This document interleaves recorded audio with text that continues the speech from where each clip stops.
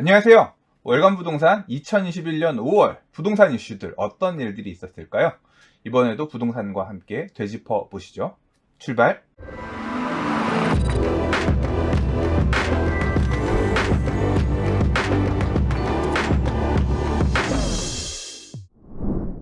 서울시가 재개발 활성화 방안을 발표했습니다. 주요 내용은 6가지인데요. 첫 번째, 주거 정비지수제 폐지. 두 번째, 공공기획 전면 도입을 통한 정비구역 지정 기간을 5년에서 2년으로 단축하는 내용. 세 번째, 주민 동의율, 민주적 절차 강화 및 확인 단계 간소화. 네 번째, 재개발 해제 구역 중 노후 지역 신규 구역 지정. 다섯 번째, 2종 7층 일반 주거지역 규제 완화를 통한 사업성 개선. 여섯 번째, 매년 재개발 구역 지정 공모를 통한 구역 발굴, 이렇게를 언급했는데요. 어떤 내용들인지 한 부분 살펴보도록 할게요. 재개발 사업은 기반 시설이 열악한 지역에서 노후 불량 건축물들이 많이 있을 때 할 수 있는 사업이죠. 이제까지 서울시에서 주택정비형 재개발 사업을 하기 위해서는 이러한 기준들을 충족했어야 하는데 2015년에 도입된 주거정비지수제는 신규 재개발 사업 추진을 어렵게 하는 가장 큰 이유였습니다. 이번 발표에 따르면 올 하반기에 수립될 서울시 도시주거환경정비 기본계획에서는 주거정비지수 제도를 폐지하여 재개발 사업의 신규 추진의 허들을 낮추겠다고 한 것입니다. 공공기획 전면 도입을 통한 정비구역 지정기간 단축은 이제까지 서울시가 계속 추진해왔던 공공주도 건축의 맥을 잇는 내용입니다. 정비사업을 시행하는 주체들에게 외부에 개방하는 주차장 내놔라, 단지 내 도로를 외부에 개방하라, 이런 것들을 보통 공공성을 확보한다고 하죠. 2019년 봄 서울시가 도시건축 혁신안을 발표한 이래 흑석 11구역, 상계 5단지, 금호동 3가 등에도 도입된 방식인데요. 공공이 생각하고 있는 모델로 정비계획을 기획, 제안하고 이를 사업 추진 주체, 토지 등 소유자겠죠. 이들이 받아들여 사업 속도를 빠르게 하자는 구상입니다. 재개발 추진 시 주민 제한 동의율을 30% 이상으로 높여서 그냥 찔러보기식이 아닌 30% 이상의 주민들이 동의할 때만 사업을 검토해 볼 수 있도록 나머지 절차는 간소화한 뒤에 정비계획 수립 시에 법에서 요구하는 토지 등 소유자 3분의 2 이상의 동의를 받게끔 제도를 개선하겠다고 합니다. 지난해 8.4 대책에서는 재개발 해제 지역에서 공공재개발 사업의 재추진이 가능할 것이라고 운을 띄웠었죠. 이번에는 재개발 해제 구역에서 민간 주도의 재개발 사업도 재추진이 가능하다고 서울시가 공표를 했습니다.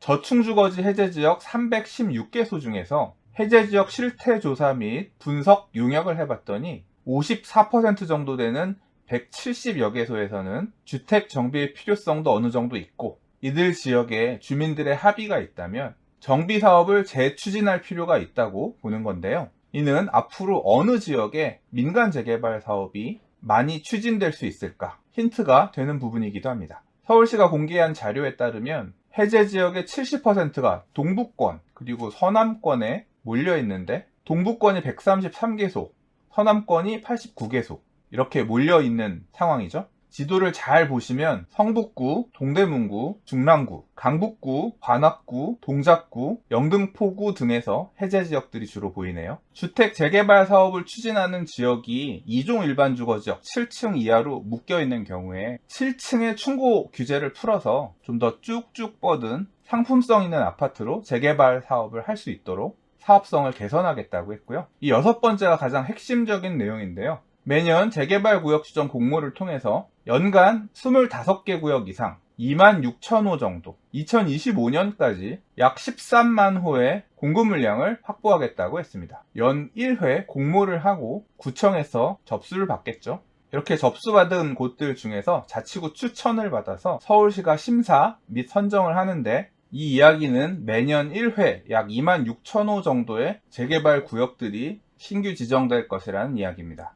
어떤 기준으로 선정하느냐? 재개발 시급성, 노후 불량 건축물들이 많은 곳을 우선으로 하겠다는 얘기겠죠? 자치구별 안배, 구별로 형평성 따져서 배분하겠다는 이야기죠. 자치구별 추진의사 평가, 주민들 동의율 얼마나 많이 나오는지 감안해서 평가하겠다는 것으로 보이죠. 투기 우려구역 제외, 부동산 가격이 불안한 지역들, 소위 말하는 인기지역, 핵심지역 등은 의도적으로 배제될 가능성도 있어 보입니다. 조금 더 생각해 볼 부분이 있습니다. 연간 26,000호 정도라면 서울시 25개구로 나누어 보면 구별로 연간 한 곳에서 두 곳 정도밖에 신규로 재개발 구역을 지정하지 않겠다는 이야기입니다. 희망하는 곳들은 굉장히 많을 텐데 선정되는 곳이 매년 한 곳에서 두 곳뿐이라면 신규 재개발 사업을 희망하는 지역들 간에 굉장히 경쟁도 심할 거고 소위 말해 박터지겠죠. 지난 10여 년간 재개발 사업을 통해서 연평균 12,000호 정도 공급이 됐으나 2015년부터 2021년까지는 구역 지정이 없어서 부족했던 물량들을 만회하기 위해서 연평균 물량보다 많은 26,000호 정도를 계획했는데 이렇게 공급될 앞으로 5년간 13만이라는 숫자는 민간 재개발의 숫자만 더한 게 아니라 공공 재개발의 숫자까지 합쳐서 예정해 놓은 물량입니다. 그 이야기는 이명박 시장 시절에 우리가 경험했었던 뉴타운처럼 엄청난 물량은 아니란 이야기입니다.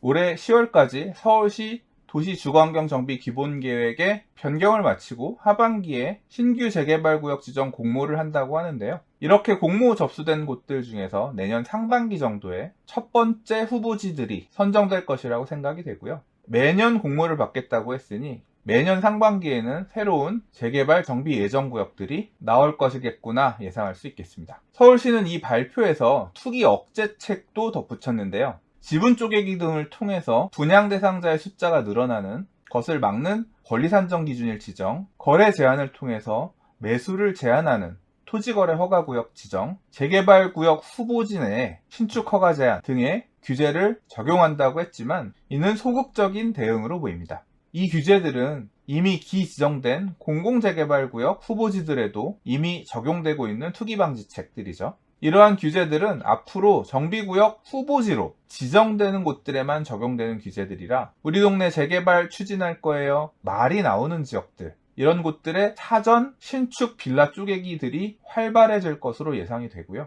아마 지금의 이 상황을 가장 당기는 사람들은 정작 재개발을 희망하는 낙후된 주택들을 소유하고 있는 열악한 지역의 주택 소유자들이 아닌 이러한 지분 쪼개기를 통해서 한탕 제대로 생기고 싶어하는 신축 빌라 쪼개기 업자들일지도 모르겠습니다. 특히 이러한 신축 쪼개기들이 엄청나게 많이 늘어날 경우에 노후 불량 건축물의 비율이 줄어들어서 재개발구역 지정의 요건을 채우지 못해서 재개발구역 후보지에 선정되지 못하거나 재개발 사업을 기대하고 매수한 주택이 분양 대상자가 되지 못하는 물건이라서 청산되는 사례도 있을 수 있기 때문에 매우 주의가 필요합니다. 무엇보다 저는 이 대책을 보고 나서 서울시가 재개발 사업을 통해서 공급하겠다는 물량이 아주 확 늘었다는 느낌까지는 안 듭니다. 매년 구별로 한 곳에서 두 곳 정도의 예상되는 배정 물량을 기대하고 민간 재개발 후보지가 되기 위해서 매년 후보지 선정을 밀어 넣었는데 목표 연도인 5년 뒤까지 선정이 안 된다면 낭패가 아닐 수 없겠죠?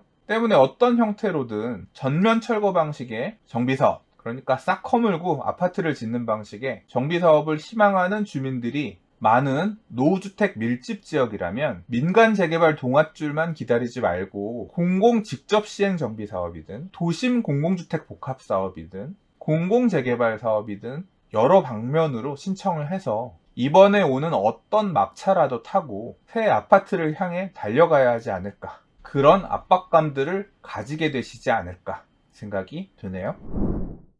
6월이 되면 바뀌는 짚어봐야 할 중요한 이슈들이 몇 가지 있습니다. 이번에 소개할 이슈는 주택임대차 신고제입니다.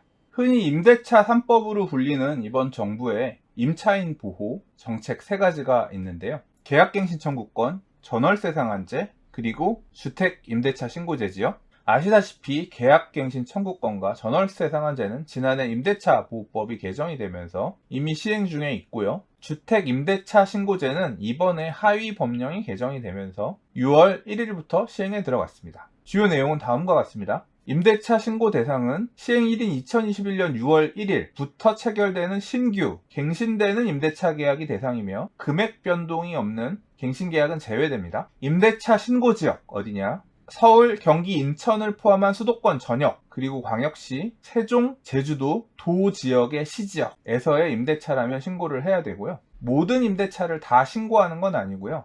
임대차 신고 대상 금액 기준이 있습니다. 보증금을 6천만 원 초과하는 임대차 계약 또는 월 차임이 30만 원을 초과하는 금액의 임대차 계약이라면 신고해야 됩니다. 어떤 내용을 신고해야 되나? 임대차 신고 내용, 계약 당사자의 인적사항, 임대 목적물의 정보, 임대차 계약 내용 등 임대차 계약 내용의 주요 작성 내용과 동일합니다. 갱신계약이라고 하면 갱신하기 전에 종전 임대료는 얼마였는지, 그리고 갱신 요구권을 사용했는지의 여부를 반드시 기록해서 신고해야 합니다. 그리고 중요한 거, 신고 방법과 신고 기한인데요. 계약 체결일로부터 30일 이내, 30일, 임차주택의 소재지 관할 주민센터를 방문하거나 온라인 부동산 거래 관리 시스템으로 신고할 수 있습니다. 주민센터에 가실 때에는 임대인, 임차인이 같이 가셔서 신고하시는 게 원칙이지만 신고 편의를 위해서 임대인 또는 임차인 한 분만 가시더라도 당사자가 공동 날인 서명한 임대차 계약서를 제출하면 공동신고가 가능하고요. 공인중개사 등 신고 위임을 받은 대리인도 위임장을 첨부해서 방문 신고도 가능하고 또는 온라인 신고도 가능합니다. 신고 의무가 있는 당사자가 임대차 신고를 하지 않으면 어떻게 되나?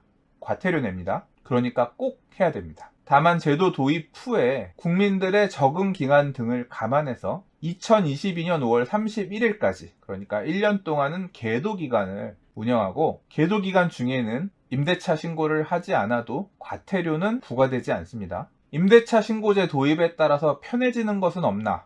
있습니다. 임대차 신고를 하게 되면 임차인이 확정일자를 자동으로 부여받게 되고 신고 접수일로부터 확정일자의 효력이 발생합니다. 휴일에 상관없이 24시간 온라인 신고도 가능하기 때문에 임차인의 보증금을 지키는 재산권 보호 측면에서 이점이 생기네요. 그리고 이렇게 신고된 임대차 정보들은 4, 5개월이 지난 2021년 11월부터 시범적으로 공개를 추진한다고 합니다. 이런 임대차 신고 자료들이 공개가 되면 지역별 임대 물건의 예상 물량, 지역별 계약 갱신 비율, 임대료 증감률 등을 시장 참여자들은 살펴볼 수 있고 이를 토대로 부동산 의사 결정을 하는데 매우 도움이 될 것으로 기대됩니다. 부동산 정보 서비스들 좋은 거 앞으로 많이 나오겠죠. 6월 이후에 신규 임대차 계약을 체결하시거나 가격이 변동되어 갱신되는 임대차 계약을 체결하시는 임대인, 임차인 분들은 이번에 바뀌는 제도 숙지하셔야겠습니다. 과태료는 내년 6월 1일부터 적용되긴 하지만 말이에요.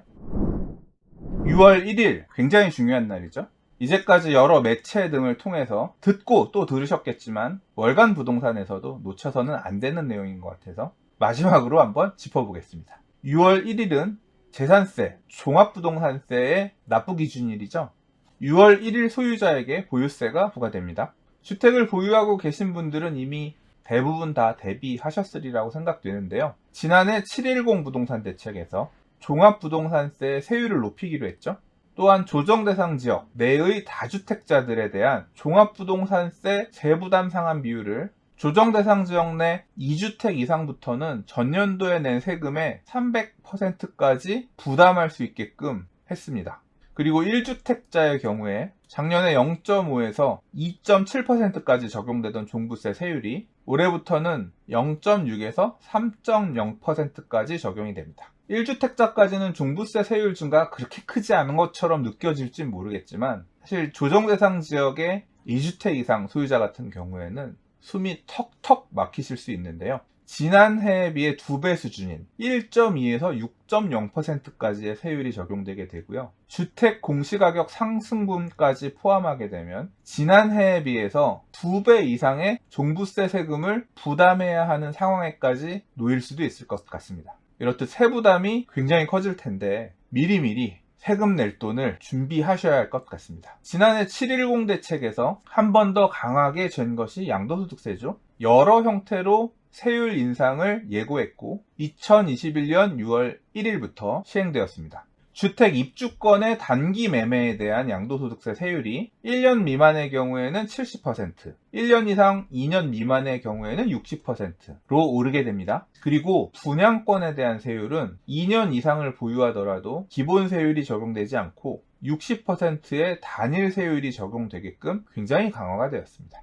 다주택자에 대한 양도소득세 중과세율도 인상되었습니다. 2주택자에게는 20%포인트의 추가세율이, 3주택 이상의 경우에는 30%포인트의 추가세율이 적용되게 되어 조정대상 지역에서 양도차익이 큰 3주택 이상 다주택자의 경우에는 양도차익에 대해 최고 80%가 넘는 세금을 부담해야 합니다. 남는 게 없는 거죠. 양도소득세는 부동산 거래에 따라서 발생하는 세금입니다. 6월이 되면 부동산을 매도할 경우에 더 높은 세율을 적용받아 더 많은 세금을 납부해야 하기 때문에 6월 이후에 부동산 가격이 더 올라갈 거라고 생각했던 소유자분들도 절세 측면에서 6월 이전에 파는 게 낫겠다 라고 판단해서 주택 등을 양도하신 사례들도 많이 있었고요. 이러한 절세 매물들이 많이 나온 지역들의 경우에는 거래량이 증가한 사례들도 있었습니다. 이제 6월 1일부터는 높아진 양도소득세 세율 때문에 양도소득세 세율이 부담스러운, 내야 될 세금이 많아지는 다주택자의 매물들이나 분양권 매물, 단기 차익 물건들은 상대적으로 나오기 힘들게 되었고요. 매물 잠김 현상이 심화될 것으로 예상이 됩니다. 자, 이번 월간 부동산에서는 크게 3가지 주제들을 가지고 이야기를 해보았습니다. 어떻게 좀 정리가 되셨나요? 그럼 저는 다음 달에 또 꼭 짚고 넘어가야 할 부동산 이슈들을 들고 인사드리도록 하겠습니다. 다음 영상에서 만나요. 안녕.